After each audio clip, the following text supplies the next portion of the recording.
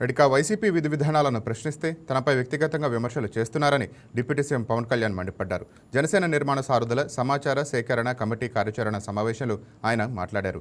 మీరు తిట్టినా తిట్టకపోయినా మేము బలపడటం గ్యారంటీ అని పవన్ కళ్యాణ్ అన్నారు. కులాల గురించి మాట్లాడుతూ మరీ హీనంగా వైసీపీ నేతలు తయారు అవుతున్నారని దుయ్యబట్టారు.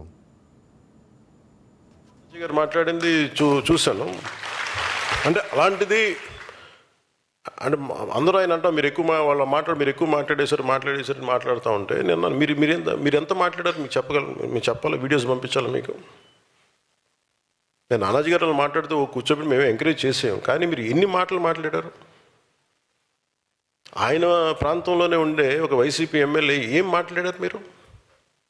మేము మర్చిపోయాం అనుకుంటున్నావా? అంటే మీరు నోరు ఉన్నప్పుడు, మీ అధికారం ఉన్నప్పుడు మీరు ఇష్టానికి మాట్లాడేస్తారు. అప్పుడు మీకు అధికారం లేకపోయినా మీరు 11 సీట్లు వచ్చినా మీరు ఇంకా ఇష్టానికి మాట్లాడుతున్నారు. అది గొప్పతనం మీలో. I have to appreciate your commitment.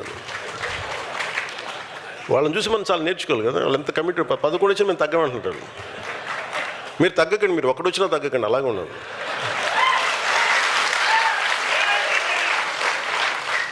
మీరు ఒకటి వచ్చినా తగ్గదు, అలా బలంగా ఉండండి. మిమ్మల్ని తగ్గమని ఎవరు చెప్పాడు? మీరు కరిగిపోండి, అయినా కానీ తగ్గకండి.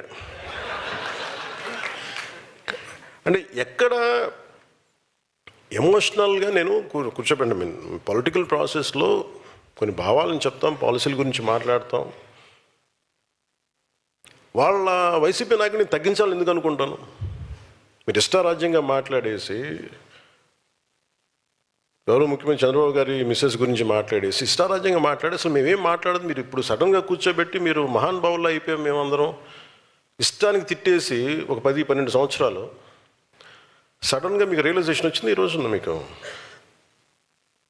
సరే, ఈ రియలైజేషన్ మీకు ఎంత వస్తుందో నేను చూస్తాను, సంతోషం. మీరు రియలైజ్ అయ్యి మమ్మల్ని ఏం అనకూడదు అనుకుంటే అసలు మా పార్టీ నిర్మాణానికి బోర్డు మా వాళ్ళంతా మిమ్మల్ని తిట్టడం మానేసి మా పార్టీలో మా శివాను మా దేవర శివ గురించి మా మునీర్ హసన్ గురించి మేము ఎత్తుకుంటాం. వాళ్ళ నాయకులు తీసుకునే బాధ్యతలు మేము ముందుకెళ్తాం. మీరు తిట్టడం ప్రారంభిస్తే మేము మా వాళ్ళని ఎత్తుకోవడం మానేసి మీకు బదులు ఇవ్వడం టైం అయిపోతుంది మాకు. సో మీరు తిట్టకపోతే ఖచ్చితంగా మేము బలపడతాం, సంతోషం. లేదు మీరు తిడతానంటే కూడా మేము తిట్టి మేము బలపడతాం. ఏదైనా మేము బలపడటం guarantee. Choice is yours. So నేను నాయకులకి ఎందుకు నేనే బాధ్యత తీసుకున్నాను అంటే నాకు ఒక్కొక్క ఊరికి వెళ్తుంటే ఒక్కొక్కరికి అనిపిస్తుంది. ఎక్కడో మనోహర్ గారు నా పర్మిషన్ తీసుకొని నేను రాలేకపోతాను చెప్పారు. కుదురు